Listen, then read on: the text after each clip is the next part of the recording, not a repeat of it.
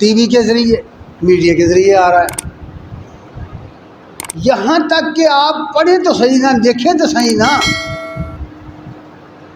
ہر آدمی کے پاس موبائل موجود ہے اور ہر اس ٹچ میں بال میں ہر مواد موجود ہے۔ اگر کوئی جاننا چاہے، سمجھنا چاہے تو کچھ مشکل نہیں ہے وہ کیا کر رہے ہیں، وہ لوگ کر کیا رہے ہیں۔ یورپ کے لوگ، عیسائی اور یہودی اور یہ ان کے بڑے بڑے لوگ کیا کر رہے ہیں، ہمارے ملک کے اندر کس طرح کے کام ہو رہے ہیں، ہمارے باقاعدہ اس پر رپورٹیں آ رہی ہیں۔ کئی ہماری حکومت کے لوگوں نے، انٹیلیجنس تنظیموں نے بہت ساری ان کے آلات پکڑے ہیں یہاں سے۔ ابھی پچھلے دنوں کی خبر ہے کہ پاکستان کے وزیر اعظم ہاؤس کی جاسوسی کے لیے آلات لگائے گئے اور پکڑے گئے ہیں۔ اس قدر کھلی چھٹی ہے جن لوگوں کو، آخر کیا مجبوری ہے ان کی؟ بس ایک ہی مجبوری ہے۔ پچھلے دنوں دیکھا نا آپ نے، نبی صلی اللہ علیہ وسلم نے یہودیوں کو حجاز سے نکال دینے کا حکم دے دیا تھا، اور ساتھ ہی یہ خبر بھی دی کہ قیامت نہ قائم ہوگی جب تک اس ملک کے اندر دوبارہ شرک نہیں شروع ہو جائے گا۔ اور آپ سنتے نہیں کہ متحدہ عرب امارات میں مندر بنائے گئے، خود پاکستان میں مندر بنائے جا رہے ہیں، خود پاکستان کے اندر اربوں روپے لگا کے گردوارے تعمیر کیے جا رہے ہیں۔ بت خانے ہیں یہ، بت خانے۔ نبی صلی اللہ علیہ وسلم نے ان کو گرایا تھا، صحابہ کرام کو باقاعدہ بھیجا ان بت خانوں کو گرانے کے لیے، لیکن ہمارے حکمران ہمارے سرکاری خزانے سے پیسہ خرچ کر کے ان کو بنا رہے ہیں، اور نہ صرف بنا رہے ہیں بلکہ یہ بے وقوف قوم باقاعدہ اس کے لیے جلوس نکال رہی کہ بننے چاہیے۔ ظلم کی انتہا۔ اور عجیب و غریب تماشا یہ ہے کہ پچھلے دنوں، تو زیادہ دیر کی بات نہیں ہے، ابھی میرا خیال 6 مہینے گزرے ہیں، کہ ہندو ممبر ہے قومی اسمبلی، وہ بل پیش کر رہا ہے شراب کے حرام کرنے کا، کہ اس پر پابندی لگا دی جائے، اسلام آباد کے ہوٹلوں میں شراب بند کرو، اس کی درآمد بند کرو۔ بل پاس ہوا، پیش کیا ہے کہ مسلمانوں نے ریجیکٹ کر دیا۔ اکثریت مسلمانوں کی ہے نا اسمبلی کے اندر، تو مسلمانوں کے ممبران نے یہ بھی نہیں کہ فلاں پارٹی فلاں، سب نے مل کر، یہ سب کے سب ملحدین کا گروہ ہے، مل کر اسے ریجیکٹ کر دیا۔ اس طرح کی اور بہت ساری چیزیں۔ تو فرمایا یہ گیا کہ وہ اس زمانے میں یہ کرتے تھے کہ وہ اپنا لٹریچر ترجمہ کر کے مسلمانوں میں پھیلاتے تھے، انہیں کے اندر تشکیک پیدا کرنے کے لیے، ان کے نوجوانوں کو گمراہ کرنے کے لیے۔ اور آج جو کچھ ہو رہا ہے وہ میں پہلے عرض کر چکا ہوں کہ نیٹ پر دیکھو کہ ذات حق تعالیٰ کے بارے میں کس طرح کے ریمارکس آ رہے ہیں، نبی کریم صلی اللہ علیہ وسلم کے بارے میں کس طرح کی باتیں آ رہی ہیں، اور گروہ بندی کس طرح ہو رہی ہے، کس طرح آپس میں فرقے لڑ رہے ہیں۔ نیٹ پر دیکھو یہ چیزیں، کس طرح صحابہ کرام رضوان اللہ علیہم اجمعین کو برا بھلا کہا جا رہا ہے، کس طرح بزرگان دین کو برا بھلا کہا جا رہا ہے، کس طرح ایک دوسرے کے ساتھ گتھم گتھا ہیں یہ لوگ۔ یہ سارا کچھ کون کر رہا ہے، کیوں کر رہا ہے؟ اس لیے فرمایا نبی کریم صلی اللہ علیہ وسلم نے یہ بات جب دیکھی، فقال رسول اللہ صلی اللہ علیہ وسلم لا تصدقوا اہل الکتاب، ان کی تصدیق مت کرو، ان کے پروگراموں کی، ان کے تحریک کی تصدیق نہ کرو، ولا تکذبوہم، اور ان کی تکذیب بھی نہ کرو، کہ ہو سکتا ہے کوئی ایسی بات، قرآن اور انجیل کے اندر بہت ساری اچھی اچھی باتیں بھی ہیں، اچھی باتوں کو ہم تکذیب نہ کر بیٹھیں، اور یوں کہہ دیا کرو جب اس طرح کی چیزیں دیکھو، وقولوا آمنا باللہ وما انزل الینا وما انزل الیکم، تم یہ کہہ دو کہ ہم اللہ کی اتاری ہوئی کتاب پر ایمان رکھتے ہیں، تم یہ عقیدہ رکھو۔ یعنی معیار جو ہے وہ اپنی کتاب قرآن مجید کو رکھو، جو چیز قرآن مجید کے مطابق نہیں ہے وہ قابل رد ہے، جو قرآن کے مطابق ہے اس کو قبول کرو۔ معیار بتا دیا کہ اللہ کی کتاب پر ایمان لاؤ. یقولوا آمنا باللہ وما انزل الینا وما انزل الیکم، ہم اللہ کی اتاری ہوئی کتابوں کو مانتے ہیں اور اللہ وحدہ لا شریک کو مانتے ہیں. یعنی اپنے ایمان کے زور پر، اپنے ایمان کی پختگی پر قائم رہ کر ان چیزوں کا، اس پروپیگنڈے کا رد کرو. اس طرح یہ بھی فرمایا تعارف کرواتے ہوئے، یہ بھی تمہیں بھول نہ رہے کہ یہ کون لوگ ہیں. قرآن پڑھ کے دیکھو، اگر کوئی شخص قلم اور کاپی لے کے بیٹھے اور قرآن کا مطالعہ شروع کرے، اور قرآن مجید میں سے جہاں جہاں بنی اسرائیل کا ذکر ہے، اہل کتاب کا ذکر ہے، یہودیوں کا یا عیسائیوں کا ذکر ہے، وہاں سے نوٹس لینے شروع کرے، پھر اسے پتہ چلے گا، پوری کتاب بنے گی ان کے تعارف کی، یہ کون لوگ ہیں، یہ کیا کرتے رہے ہیں، اور ان کی ایک لمبی تاریخ ہے.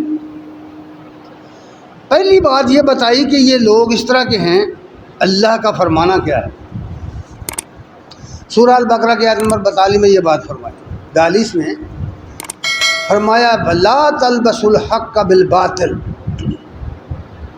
اے بنی اسرائیل، اللہ تعالیٰ نے تمہارے اوپر بڑے انعامات کی، انہیں تمہیں بڑی فضیلت دی، تم اپنے عہد کو پورا کرو، اور جو رسول میں نے بھیجا ہے وہ چیز دے کے جو تمہارے پاس ہے اس کی تصدیق کرتے ہوئے آ رہا ہے، لیکن تم حق کو باطل کا لباس پہنا کے پیش نہ کرو.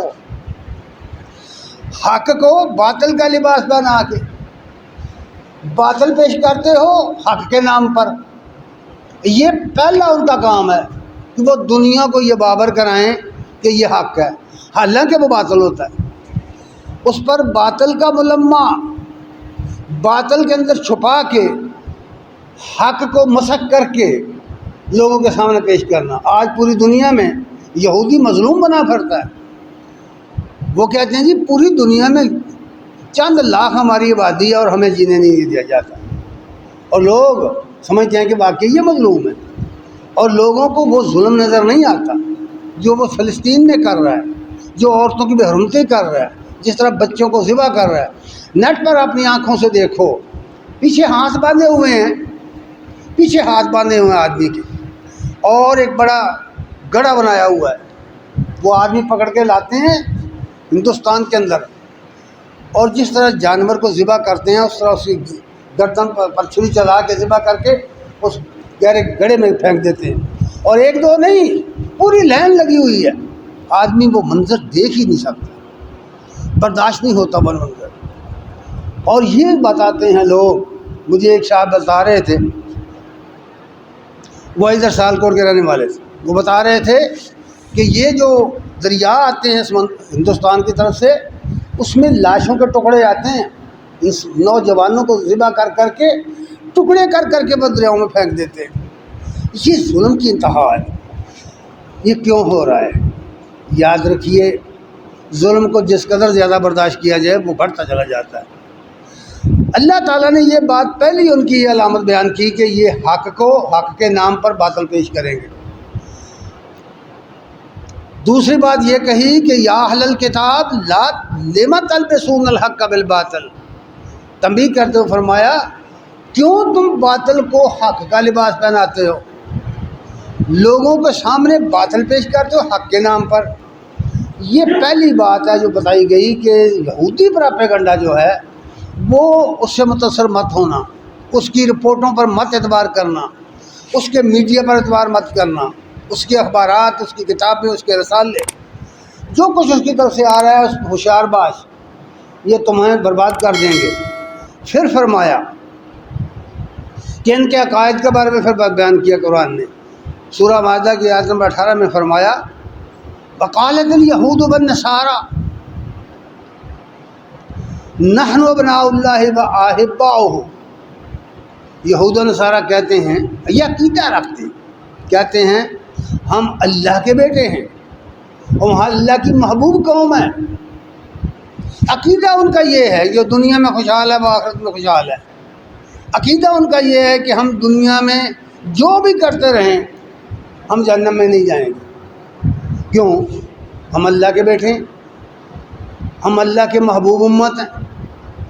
اور وہ علانیہ کہتے ہیں سورہ بقرہ کی آیت نمبر 80 پڑھ کے دیکھ, کہتے ہیں قالوا لن تمسنا النار الا ایاما معدودہ, ہم جہنم میں نہیں جائیں گے بفرض محال چلے گئے تو گنتی کے چند دن. اس کے جواب میں اللہ تعالی نے فرمایا ہے سورہ آل عمران کہ یہ بہتان اللہ پر نہ لگاؤ, جہنم کو جو داخل ہو جائے گا جہنم میں, وہ جہنم سے نکل کر کے نہیں آئے گا. اور اس پر اتنا پروپیگنڈا ہے اور اس طرح کی روایات اور حکایات ہیں کہ ہم باہر لگے ہوئے ہیں. اور آج ہم مسلمانوں کا بھی یہی حال ہے, ہم بھی یہ سمجھتے ہیں کہ جو چاہے کرتے رہیں, جو مرضی کرتے رہیں, ہم بھی جہنم میں نہیں جائیں گے. بفرض محال چلے گئے تو سفارش کے ذریعے, شفاعت کے ذریعے پھر جنت میں نکل کر جنت میں آ جائیں گے. یہ تو عقیدہ یہود کا تھا جس کو رد کر دیا قرآن نے. قرآن مجید نے یہ کہہ کر کے کہ تمہیں تمہارے دین نے دھوکہ دیا وغیرہ دینہم, اور یہ تم افطرا کر رہے ہو اللہ تعالیٰ پر. اللہ نے تو قرآن میں یہ بات کہیں نہیں بتائی. اور یہ جو تم اپنے بزرگوں کے پر اعتماد کرتے ہوئے کہ وہ ہمیں چھڑا لیں گے, یہ تمہارا اپنا منکھٹ عقیدہ ہے, اللہ نے نہیں بیان کیا اس کو. پھر ان کے بارے میں یہ بھی بیان کیا گیا کہ یہ دیندار لوگ نہیں ہیں, یہ دین پسند لوگ نہیں ہیں. یہود و نصارہ کے بارے میں کہا گیا, اور حقیقت ہے جا کے دیکھ لے جو کچھ ہو رہا ہے یورپ کے اندر, یورپ کے شہروں میں. دور جانے کی ضرورت نہیں, آپ تو نیٹ پر دیکھ سکتے ہیں. آپ ان کے بارے میں فرمایا کہ بالا تجدن احرص الناس علی حیات, یہ دنیا میں جینے کے بڑے حریص ہیں, یہ دولت کے بڑے حریص ہیں, اور اس دولت کے بل بوتے پر آج پوری دنیا کو انہوں نے غلام بنایا ہوا ہے. یہ بڑے بڑے جو بینک ہیں, یہ بڑے بڑے ورلڈ بینک ہے, IMF وغیرہ جو ہیں, ان کے اندر سب سے زیادہ شیئر یہودیوں کے ہیں. آج پوری دنیا ان کی مقروض ہے. آج تمہاری کوئی حکومت بغیر قرضے کے نہیں چل رہی, اور جتنا قرضہ لے رہے ہیں وہ سارے کا سارا سیاستدان ہڑپ کرتے چلے جا رہے ہیں. یہ ساری چیزیں ہمارے سامنے ہیں, لیکن قوم کا حال یہ ہے کہ یہ ٹس سے مس نہیں ہو رہی, اسے کچھ خبر نہیں کہ یہ کیا ہو رہا ہے. اللہ کی کتاب پڑھو, اس کتاب کی روشنی میں اپنی راہ متعین کرو, اس کتاب کی روشنی میں قوموں کو پہچانو, دشمنان اسلام کو پہچانو. یہ اس بات کی ضرورت اس بات کی ہے. اور پھر فرمایا وَمِنَ الَّذِينَ اشرکوا, یہ تو مشرکوں سے بھی زیادہ حریص ہیں, جینے کے زیادہ حریص ہیں, دولت کے زیادہ حریص ہیں. جب کوئی شخص دولت کا پجاری بن جاتا ہے وہ اپنی عزت بھی گنوا دیتا ہے, اپنی خودی اور اپنی غیرت بھی گنوا دیتا ہے. وہ ہر شے فروخت کر دیتا ہے پیسے کے لیے, اور قوموں کی بربادی یہیں سے شروع ہوتی ہے.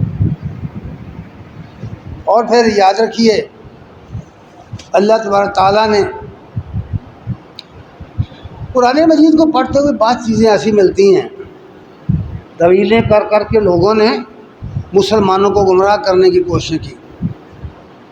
بعض لوگ اس طرح کہتے ہیں کہ قرآن میں ہے کہ اگر کوئی شخص اللہ کو اور قیامت کے دن کو مانے تو وہ یہودی ہو, وہ عیسائی ہو, وہ مجوسی ہو, وہ صابی ہو, جو اللہ کو اور قیامت کو مانتا ہے وہ جنت میں چلا جائے گا. اس طرح کی تفسیریں ملیں گی آپ کو. کدھر ہے یہ بات؟ قرآن تو یہ کہہ رہا ہے اور یہودیوں کو مخاطب کر کے کہہ رہا ہے.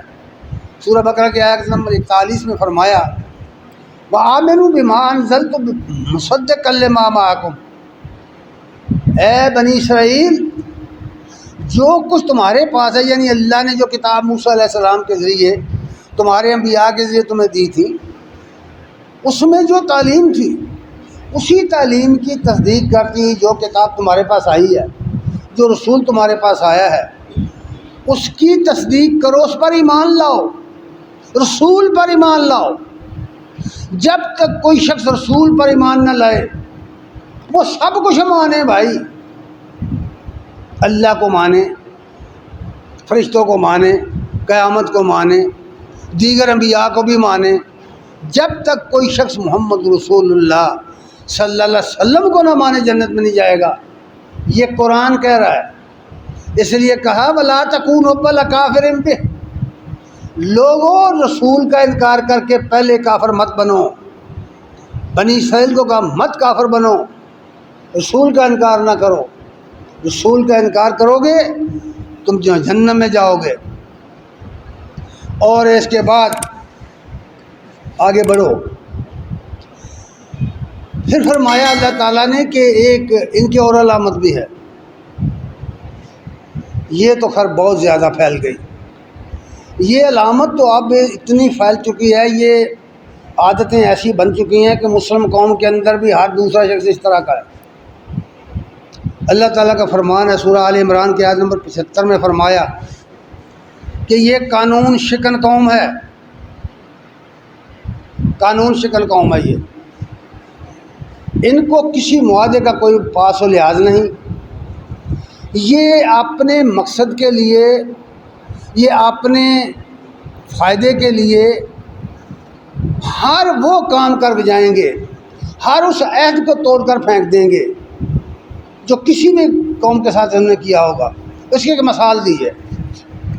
فرمایا کہ وَمِنْهُمْ مَنْ إِنْ مَنْ بِدِنَارٍ لَا يُؤَدِّهِ إِلَيْكَ إِلَّا مَا دُمْتَ عَلَيْهِ قَائِمًا. اے نبی،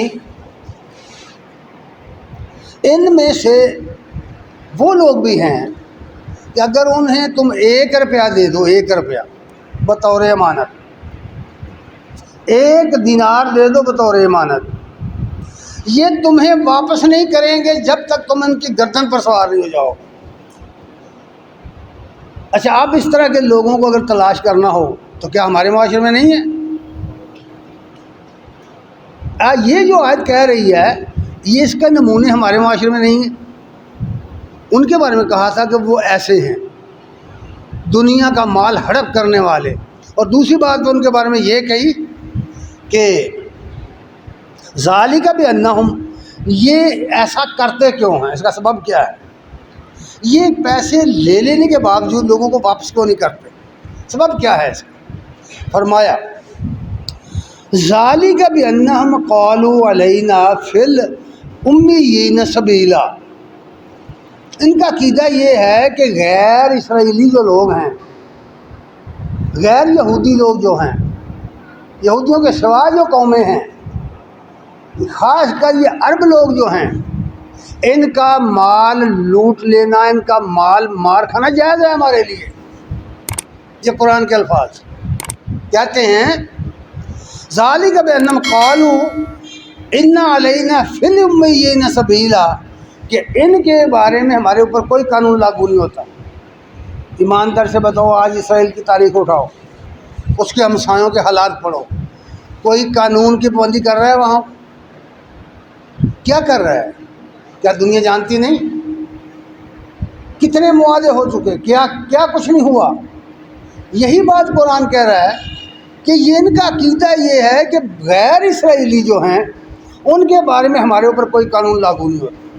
ہم ان کو لوٹ بھی سکتے ہیں، مار بھی سکتے ہیں، ان کی جائیدادوں پر قبضے بھی کر سکتے ہیں، اور یہ سب کچھ ہمارے لیے جائز ہے. اور پھر فرمایا وَيَقُولُونَ عَلَى اللَّهِ الْكَذِبَ وَهُمْ يَعْلَمُونَ. حالانکہ جانتے ہیں کہ یہ اللہ کی تعلیم نہیں تھی، حالانکہ جانتے ہیں کہ اللہ نے اپنے پیغمبروں کے ذریعے یہ تعلیم ان کو نہیں دی. نہ موسیٰ علیہ السلام کی یہ تعلیم تھی، نہ ابراہیم اسحاق کی یہ تعلیم تھی، نہ بعد میں آنے والے انبیاء کی یہ تعلیم تھی، نہ عیسیٰ علیہ السلام کی یہ تعلیم تھی. اس حوالے سے یہ بات فرمائی گئی ہے. اور نبی کریم صلی اللہ علیہ وسلم نے ایک اور حدیث میں فرمایا کہ لوگوں ہوشیار باش، یہ جتنی ان کی عادتیں ہیں، یہ جو کچھ یہ کرتے ہیں تم بھی کرو. قرآن مجید میں ان کی ایک اور عادت بھی بیان ہوئی ہے. ان کی سازش کا ذکر کیا گیا کہ یہ لوگوں کو گمراہ کرنے کے لیے کیا کیا طریقے اختیار کرتے ہیں. سورہ آل عمران کی آیت نمبر 72 کے اندر ایک بات بیان ہوئی ہے. وَقَالَتْ طَائِفَةٌ مِّنْ أَهْلِ الْكِتَابِ آمِنُوا بِالَّذِي أَنزَلَ عَلَى الَّذِينَ آمَنُوا وَجْهَ النَّهَارِ وَاكْفُرُوا آخِرَهُ لَعَلَّهُمْ يَرْجِعُونَ. یہ ایک عجیب بات ہے جو بیان ہوئی. یعنی یہ جو بنی اسرائیل ہیں یعنی یہود و نصارہ، ایک گیم ان کی یہ بھی ہے کہ وہ اپنے کچھ لوگوں کو ڈپیوٹ کر دیتے ہیں کہ تم مسلمان بن جاؤ، تم اپنے آپ کو مسلمان ظاہر کرو، اور اس کے بعد تم مسلمان بننے کے بعد پھر اسلام کو چھوڑ دو، اس لیے کہ وہ لوگ جن کے اندر تم رہو سہو گے، جن کے ساتھ تمہارا میل ملاپ ہوگا، انہیں متصل کر کے اپنے ساتھ لے آؤ۔ یہ دیکھ لو کیا سازش کہ یعنی ان کا رنگ اختیار کرو، پھر ان کو اپنے رنگ میں رنگ کر واپس لے آؤ۔ ذرا ایماندار سے بتاؤ آج کیا ہو رہا ہے؟ جی ہمارے لوگ جو وہاں جاتے ہیں، آکسفورڈ میں پڑھنے جاتے ہیں، کیمبرج میں پڑھنے جاتے ہیں نا، یہ ہمیں بڑا خوف دلاتے ہیں اپنی ڈگریوں کا، یہ ہمیں بڑا ڈراتے ہیں کہ ہم پڑھے لکھے لوگ ہیں اور یہ لوگ پڑھے لکھے نہیں ہیں، اور ایک نئی مخلوق بن گئی، ایک طبقات بن گئے مسلمانوں کے اندر۔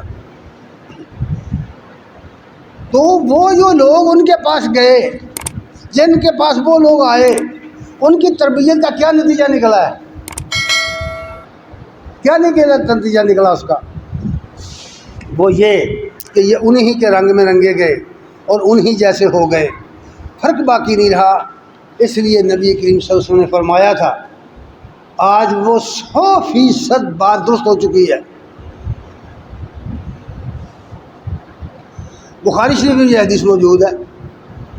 ابی سعید خدری رضی اللہ تعالیٰ عنہ بیان کرتے ہیں کہ نبی کریم صلی اللہ علیہ وسلم نے فرمایا، لَتَتَّبِعُنَّ سُنَنًا مِّن قَبْلِكُمْ، تم اپنے سے پہلی قوموں کے نقش قدم پہ چلو گے، بالکل انہی کے راہ چلو گے، انہی کے طور طریقے اپنا لو گے، شبرن شبرن وذراعن ذراعن، یعنی کوئی حالت تمہاری ایسی نہیں ہوگی جو ان سے منفرد ہو، تم وہی ہو جاؤ گے۔ حتی لو دخلوا حجر ضب تبعتموہم، حتیٰ کہ جس گو کے بل میں وہ گھسے تھے تم بھی گھسو گے، جس گو کے بل میں وہ گھسے تھے تم بھی گھسو گے، یعنی کوئی ایک بات ایسی نہیں رہ جائے گی جو ان کی تمہارے اندر نہ آ جائے۔ ایمانداری سے مجھے بتاؤ، سوچو، اس قوم کے لوگوں کو سوچنا ہوگا، اللہ اور اس کے رسول کی تعلیم چھوڑ کر نتیجہ کیا نکلا ہے؟ بظاہر تو ہم سب لوگ مسلمان ہیں، اور مسلمان کی تعداد بھی بہت زیادہ ہے، آزاد ممالک بھی دنیا میں 56 ہیں، طاقت بھی ہر طرح کی موجود ہے، آبادی کے لحاظ سے دنیا کی سب سے بڑی قوم، 1.25 ارب سے زیادہ آبادی ہے مسلمانوں کی، لیکن پرخاں کے برابر ان کی کوئی حیثیت نہیں، قیمت نہیں۔ اس کی سبب کیا ہے؟ سبب کیا ہے؟ چلیے اقبال سے پوچھئے کیا کہتے ہیں، علامہ صاحب کیا کہتے ہیں، سبب کیا بنا؟ فرماتے ہیں، جس علم کی تاثیر سے زن ہوتی ہے نازن، جس علم کی تاثیر سے زن ہوتی ہے نازن، کہتے ہیں اس علم کو ارباب ہنر موت، کہتے ہیں اس علم کو ارباب ہنر موت۔ شعر کو سمجھ لیجئے، علامہ صاحب کہہ رہے ہیں کہ جس تعلیم کے نتیجے میں عورت ہی نہ رہے، عورت تو نام ہے حیا والی عورت کا، حیادار عورت کا، جو عورت حیادار نہ رہے، جس کا لباس اتر جائے، وہ زن نہ رہے، اس لیے کہتے ہیں جس تعلیم کے اثر سے زن ہوتی ہے نازن، اس تعلیم کو کیا کہتے ہیں؟ اہل علم کیا کہتے ہیں، دانشوروں نے کیا کہتے ہیں؟ فرماتے ہیں، کہتے ہیں اس علم کو ارباب ہنر موت۔ اس وقت اس قوم کی موت واقع ہو جاتی ہے۔ یہی ہماری امت کے ساتھ ہوا ہے کہ آکسفورڈ کی ڈگریوں نے، کیمبرج کی ڈگریوں نے ان کو زن کو نازن بنا دیا، مردوں کو نامرد بنا دیا۔ ان لیڈروں کو لیڈر نہیں ہیں، یہ تو دولت کے حریص لوگ ہیں، یہ تو اقتدار کے حریص لوگ ہیں۔ ان سب کے ایک ایک کا حساب کرو، آپ کو نظر آئے گا کہ سب کے سب کی ڈبل نیشنلٹی ہے. جو باہر رہتے ہیں ان کی اولادیں باہر، ان کی جائیدادیں باہر، ان کی ہر چیز باہر. کسی وقت بھی اس ملک پر کوئی آفتاب پڑے گی، یہ اپنا بور یا بستر سے اٹھائیں گے، باہر چلے جائیں. باہر سے ہمارے اوپر صرف حکومت کرنے کے لیے آتے ہیں یہ لوگ. میرے بھائی ہوش کے ناخص لینے چاہیے اس قوم کو کہ اس وقت یہ جو تحریک چل رہی ہے کہ اسرائیل کو تسلیم کر لیا جائے. ہمارے وزیر اعظم کہتے ہیں، ہمارے وزیر خارجہ کہتے ہیں، ہمارے وزیر مواصلات کہتے ہیں، ہمارے لیڈر کہتے ہیں، اسمبلیوں کے اندر تقریریں ہوتی ہیں، اس میں کیا حرج ہے. تجزیہ نگار کہتے ہیں، کیا حرج ہے. اب اس تجزیہ نگار سے کو پوچھے کہ اگر تیرے گھر پر ڈاکو آ کر قبضہ کر لیں تو کیا تسلیم کر لو گے؟ ان کا قبضہ جائز ہے. یہ حالت اس قوم کی ہو چکی ہے، اور ہوئی اس لیے ہے کہ اللہ اور اس کے رسول کا راستہ چھوڑ دیا، اللہ اور اس کے رسول کی تعلیم چھوڑ دی، اور انہوں نے یہ سمجھ لیا کہ یہ تعلیم صرف ملاؤں کے لیے ہے. تو تمہیں کس نے یہ بات کہی؟ کیا لینا دینا ہے یہاں ملا کا؟ یہ تو اللہ اور اس کے رسول کی تعلیم، یہ میرے اور تیرے سب کے لیے یہ تعلیم. دعا ہے کہ اللہ تعالی ہمیں سمجھنے کی اور عمل کی توفیق عنایت فرمائے. وآخر دعوانا الحمدللہ.